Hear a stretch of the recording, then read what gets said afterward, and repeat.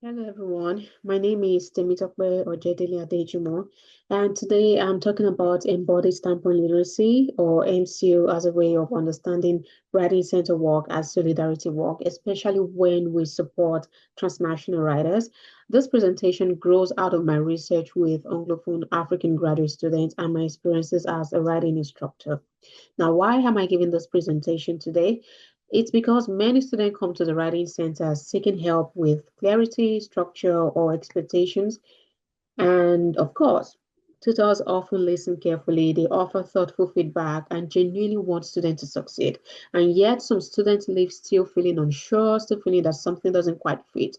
Now, rather than asking what students are doing wrong, this presentation asks a different question. What happens when supportive writing center work still results in rhetorical misalignment? Based on my classroom observation as a first year writing instructor, I usually invite students to draw on cultural and transnational experiences in their writing.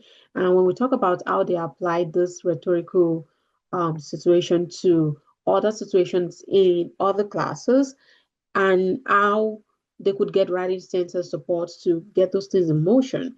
They often report afterward that the session was unhelpful and that the core issue was never addressed. Now, some students describe the writing center as reproducing the same institutional stringency they are already struggling with, where the focus becomes meeting the rubric rather than understanding why their disciplinary writing feels difficult in the first place.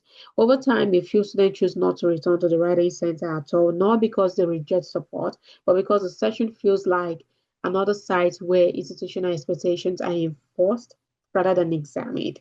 Now, what is the missing diagnosis? It points to the fact that tutors are well trained, attentive, and committed, and that students are linguistically proficient and academically experienced. Yet, students often describe feeling pressure to pull away from familiar rhetorical traditions in order to succeed.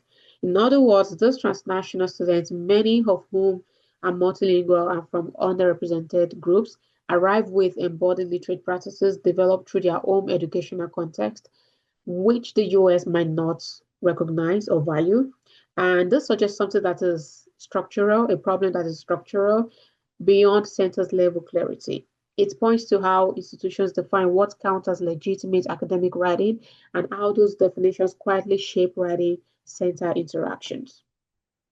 Now, based on my insight from AAGS narratives and the responses I got from interviews, the students believe that they arrive from their respective Anglophone African countries with established English proficiency, which has been shaped by home context education. But when they get to the writing center, the challenges are not usually rooted in language deficiency. Rather, they are navigating new rhetorical norms and institutional text that quietly shapes what counts as acceptable academic writing and how they are actually looking forward to guidance on how to navigate broader institutional systems. Now, where does embodied standpoint literacy come in here? MCU helps us see writing not as something that starts on a blank page, but something shaped by layered standpoints. Cultural histories, educational training, linguistic practices, disciplinary ways of knowing, and institutional expectations all come into the room with the writer. So it is not the problem of grammatical issues. It's not the problem of, I don't know how to complete this paragraph. It's the problem of institutional navigation.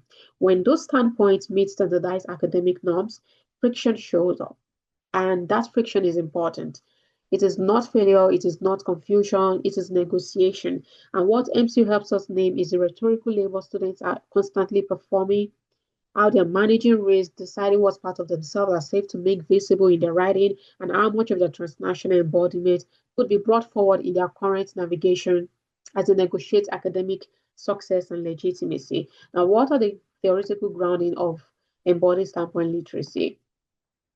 Um, MC is granted the work that helps us see how institutions quietly coordinate writing practices, often through documents and expectations that are treated as neutral. And it also draws from scholarship that reminds us that knowledge is rooted in lived experience and that writers carry layered literacy histories across time and place.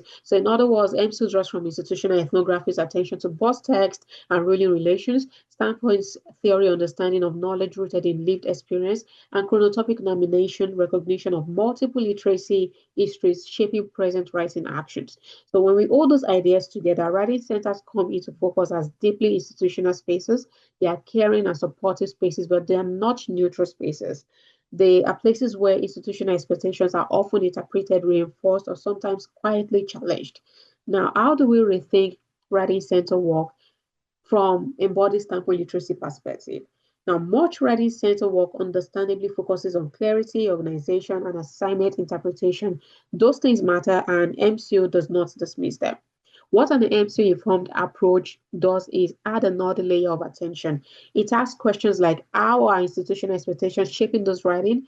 What prior literacies is this writer drawing from or being asked to suppress in this assignment? And what kinds of risks are attached to meeting or resisting those expectations? This shift does not replace existing writing center practices. It deepens them by helping tutors to see what is at stake for the writer beyond the paragraph on the screen or on the pages um, brought before them. Now I'm going to show you a practical MCO scenario using a student whose pseudonym is Saki. This student is one of the participants in my primary data that I collected for my dissertation. Now, what the students talked about is, as a music PhD student, is the cultural embodiment of music from their Kenya culture and how they are torn between representing that culture and actually showing what the assignment requires. Now, Saki is a graduate student in music from Kenya who comes to the Writing Center for help with a seminar paper. As he explains his work, he shares that some musical knowledge like ululation cannot be fully captured in notation or in writing. It is learned through practice, through the body, through participation. Now, this is embodied knowledge, and it does not always translate into academic text. And one possible response is to return to the rubric and focus on clarity and organization. This response is familiar, well-intentioned, and institutionally admired. An MCU-informed response invites something different. It asks how this musical knowledge is learned and practiced in home context. It looks closely at where the assignment assumes written or notated evidence, and it supports Saki in deciding how to explain those limits in his paper without erasing his expertise or cultural orientation. Now, in this moment, writing support becomes a space for negotiation rather than correction. Now, what are the key takeaways from this approach? Practicing solidarity in writing center work means listening across standpoints rather than assuming a shared starting point. It means using rhetorical invitations instead of silent corrections. It means making institutional expectations explicit rather than leaving students to infer them on their own. And it means supporting negotiation across literacies rather than pushing writers toward a standard form of assimilation. And in conclusion, which is where I'm really hoping that writing centers will take their literacy approach to, is to understand that there are powerful sites of connection that are defined by institutional expectations, but they also need to align with student embodiment and standpoint. And it's a place where institutional forces quietly shape what counts as good writing, but MCU is offering a way to stay with that tension. We understand that you're trying to, Writing Center is trying to represent the institution, is trying to help students to align with standard way of writing, but at the same time, it needs to listen carefully across differences and constraints and to practice solidarity through clarity, care, and rhetorical awareness of every student's standpoint. When they come into the Writing Center and they present their writings and the struggles they're going, the struggles they're navigating to establish these writing practices, we need to listen beyond the grammatical presentation, the textual presentation, and look more deeply into what is informing that textual representation. Thank you very much.